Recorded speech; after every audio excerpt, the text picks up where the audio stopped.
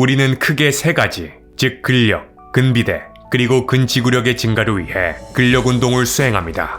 과거에는 일반인의 경우 근력 운동이라고 하면 대부분 바디빌딩 형식의 운동을 수행했지만 요즘에는 운동선수가 아니더라도 다양한 형태의 근력 운동, 즉 바디빌딩을 비롯하여 웨이트리프팅, 크로스핏, 파워리프팅 등의 근력 운동을 수행하시는 분들이 많아졌습니다. 이처럼 운동 인구가 증가함에 따라 운동으로 인한 부상을 경험하는 인구 또한 함께 증가하고 있는 추세입니다. 본 연구들에 따르면 대부분의 리프터분들이 평균적으로 1년에 1에서 2회의 부상을 경험하는 것으로 보고되는데 그중 특히 바디빌더분들의 경우에는 1년에 0.12에서 0.7회, 그리고 파워리프터분들의 경우에는 1년에 0.3에서 0.4회의 부상을 경험하는 것으로 나타나 바디빌딩 혹은 파워리프팅 형식의 운동이 상대적으로 그 부상 발생률이 미세하게나마 낮다는 점을 확인할 수 있습니다. 또한 본 연구에 따르면 부상이 나타나는 주된 부위는 크게 5부위, 즉 어깨, 요추, 무릎, 팔꿈치, 그리고 손목으로 보고됩니다. 특히 이 중 어깨는 가장 많은 부상이 발생하는 부위인데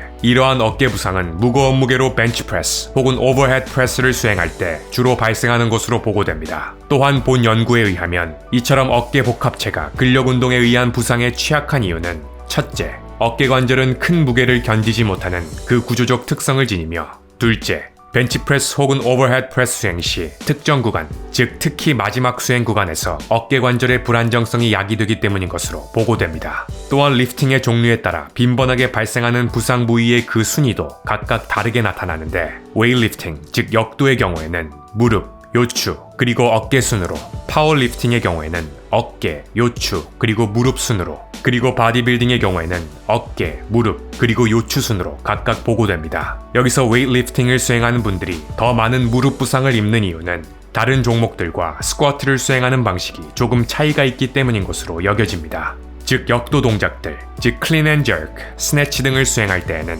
종아리와 엉덩이가 거의 맞닿을 정도로 full range of motion으로 굴곡이 일어남과 동시에 상체는 최대한 꼿꼿하게 세우는 동작이 유지되어야 합니다. 그러므로 해당 동작은 자연스럽게 무릎에 더 큰 부하가 전달되게 되는데 바로 이러한 이유로 무릎 부상이 보다 빈번하게 발생하는 것입니다. 이와 반대로 파워리프팅을 하시는 분들의 경우에는 무릎보다는 요추의 부상 발생이 더 빈번한데 그 이유는 더 무거운 무게를 들어 올려야 하는 종목 특성상 스쿼트 동작 수행 시 로우 바 스쿼트를 수행하게 되는데 해당 동작은 앞서 설명드린 역도에서의 스쿼트가 상체를 꼿꼿이 세운다면 파워리프팅에서의 스쿼트는 상체를 숙이기 때문에 자연스럽게 무릎에는 부담이 줄고 허리에는 더 많은 부담이 가해지는 동작이 되며 이러한 이유로 무릎보다는 허리의 부상이 더 빈번하게 일어나는 것으로 여겨집니다. 따라서 우리가 여기서 얻을 수 있는 교훈은 운동 시 어느 한 가지 방법만 고집하여 수행하기보다는 무릎이 다소 불편하신 분들은 상체를 앞으로 좀 더 기울일 수 있는 로우 바 스쿼트를 수행하고 허리가 다소 불편하신 분들은 상체를 좀 더 세울 수 있는 하이 바 스쿼트 혹은 프론트 스쿼트를 수행하신다면 부상 및 통증을 예방할 수 있는 현명한 방법이 될 수 있다는 것입니다. 또한 부상의 종류는 일반적으로 좌상, 건염, 그리고 염좌가 흔하게 나타나는데 여기서 흥미로운 점은 운동 종류에 따라 부상의 종류 또한 약간의 차이를 보인다는 것이며 역도의 경우에는 좌상, 염좌, 그리고 건염 순으로, 파워리프팅은 좌상, 건염, 그리고 관절염 순으로, 그리고 바디빌딩의 경우에는 염좌, 건염, 그리고 연골 퇴행 순으로 부상이 나타납니다. 비교적 더 큰 무게를 들어올리는 역도 및 파워리프팅의 경우에는 이에 걸맞게 급성 유형의 근육 부상, 즉 좌상이 더 빈번하게 발생하는 반면에 비교적 낮은 무게를 들어올리는 바디빌딩의 경우에는 급성으로 나타나는 근육 부상은 적지만 만성 유형의 연결 조직 부상, 즉 연골 및 힘줄 부상이 더 많이 발생하는 것으로 보고됩니다.